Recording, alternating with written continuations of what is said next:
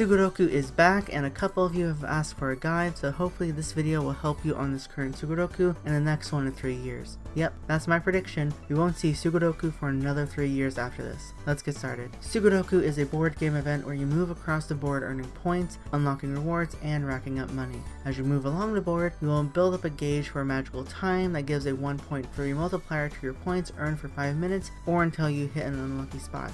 You do this by spinning the roulette wheel to see how far you move and land on a tile. Currently there are 5 tile spaces: points, lucky, unlucky, junction, warp, and reward. Points awards Cocoppa money and Sugoroku points that will determine your ranking and complete limited time events for rewards. Each time you land on the space, you get 500 points plus charm points multiplied by a modifier. As usual, you get charm points from a variety of sources, most notably clothes from gachas, but you can get them from lucky tickets and mirrors from the treasure box. However, as you go across the board, the aforementioned modifier increases, beginning at 10% all the way up to 400%.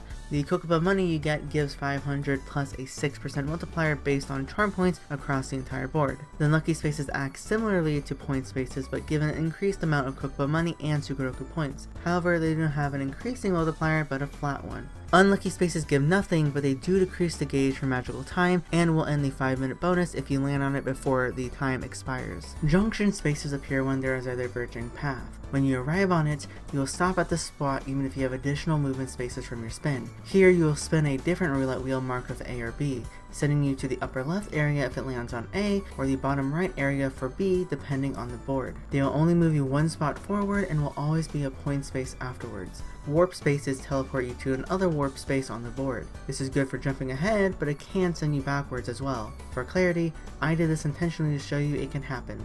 Reward spaces provide a reward when you land on it. Each space has a different reward, like any of the event bonus items, lucky tickets, or charged drinks. Additionally, there are special items which you unlock after clearing a certain number of boards. So for this profile background wallpaper, you have to clear 45 boards and return to the spot to unlock it. However, you have to have already unlocked the other rewards on the special item list to get it on this space. It will not unlock all of them at once if it is your first time landing on it on board 49, for example. Technically, there are 2 more spaces of start and goal. It is where you begin and end. Each time you clear a board, your lap counter rises.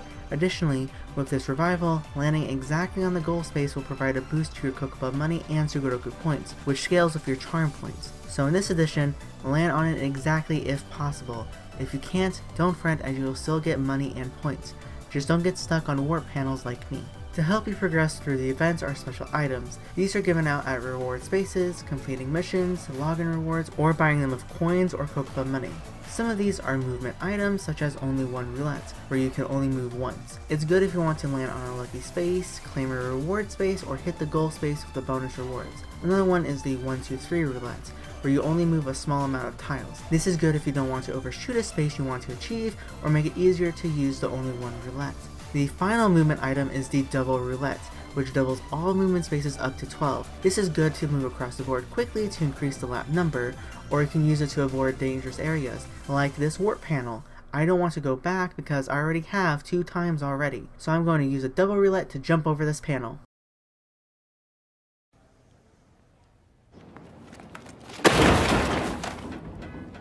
Make sure it's odd numbered for what you want to avoid as well. A bonus effect is the items don't consume HP, which is what you use to move across the board at 12 HP each. You can refill your HP passively with 1 HP every minute, or using the refill charge drinks you gather along the way. But there are still more items. The 2 times bonus book will double all Sugoroku points earned from points and lucky spaces for 10 stops. It will not go down or cancel if you land on an unlucky, junction, warp, reward, or goal space. A similar item is the 2.5 times bonus book, which provides a multiplier of 2.5 to all Sugoroku points from the same spaces as before, but you go for 20 stops. If you want to guarantee lucky spaces, use the lucky clover item that makes unlucky spaces lucky for the next 5 minutes. A good way to utilize these items is to match them with the magical time bonus when you fully fill the gauge, and to ensure the bonus won't cancel from landing on an unlucky space as it is now lucky.